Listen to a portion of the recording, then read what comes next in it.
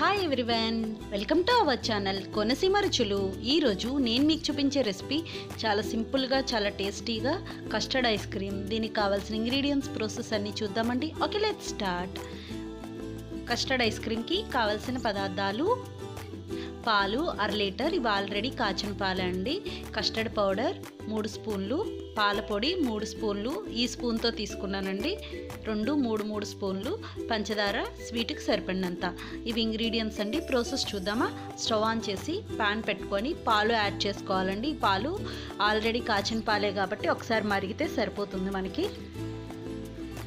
ఇప్పుడు కస్టర్డ్ పౌడర్లో, మిల్క్ పౌడర్లో రెండిట్లో పాలు యాడ్ చేసుకొని బాగా మిక్స్ చేసుకోవాలి. ఉండలు లేకుండా మిక్స్ చేసుకోవాలండి. 1/2 లీటర్ పాలు కాకుండా ఇవి కొంచెం ఎక్స్ట్రా పాలు అనమాట. ఇదంతా బాగా మిక్స్ చేసుకున్నాం కదండి.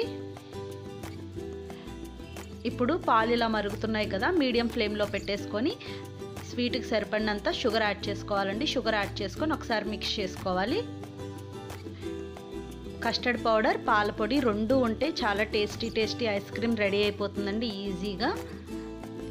ఇప్పుడు ఇందులో custard powder, milk powder 2 add చేసి మిక్స్ చేసుకోవాలండి. ఇది కొంచెం కుక్ అయితే సరిపోతుంది, వెంటనే దగ్గర పడిపోతుందండి. ఒక 5 మినిట్స్ కూడా పట్టదనమాట. ఇలా మిక్స్ చేసుకుంటూ ఉండాలి, ఉండలు కట్టకుండా ఉంటుందండి. చూడండి, ఇలా దగ్గరకు వచ్చింది కదా. ఇప్పుడు స్టవ్ ఆఫ్ చేసేసుకోవాలి. చల్లారాక ఒక బౌల్లోకి తీసుకుందాం. చల్లారాక ఇంకా దగ్గర పడుతుందండి.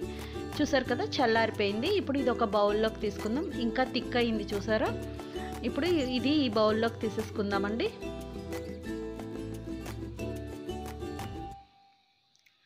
ఇలా బౌల్లోకి తీసుకున్నాం కదండి. మూత పెట్టేసి ఫ్రిడ్జ్లో పెట్టుకోవాలండి. ఒక 6 గంటలన్నా పెట్టుకోవాలి. ఇది కొంచెం గట్టిపడాలి. ఇది మరీ గట్టిపడింది, ఇంత గట్టిపడక్కర్లా, కొంచెం గట్టిపడితే సరిపోతుందండి. నేను నైట్ చేశానమాట. నైట్ అంతా పెట్టేయడం వల్ల బాగా గట్టిగా అయిపోయింది.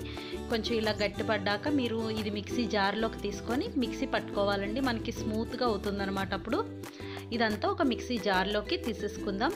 ఇది మొత్తం మిక్సీ పట్టుకోవాలండి. ఇప్పుడు చూడండి, చక్కగా ఇలా మిక్సీ పట్టుకుని ఎంత స్మూత్గా వచ్చిందో చూసారా. ఈ ప్రాసెస్ చేస్తే మనకు ఐస్ క్రీమ్ బాగా వస్తుందండి. ఇది మళ్ళీ సేమ్ అదే బౌల్లోకి తీసేసుకోవాలి.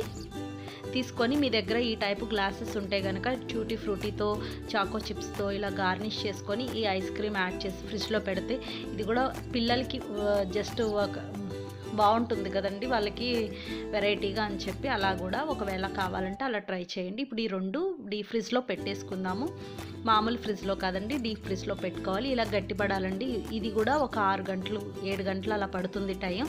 ఇలా గట్టిపడ్డాక తీసుకోవాలండి. తీసుకొని ఈ గ్లాస్ని చూసారా చక్కగా రెడీ అయింది. ఈ గ్లాస్ని కట్ చేసుకొని ఒక బౌల్లోకి తీసుకుంటే పైనుంచి చూసారా ఎంత చక్కగా కనిపిస్తున్నాయో ట్యూటీ ఫ్రూటీ, చాకోస్ అవన్నీ.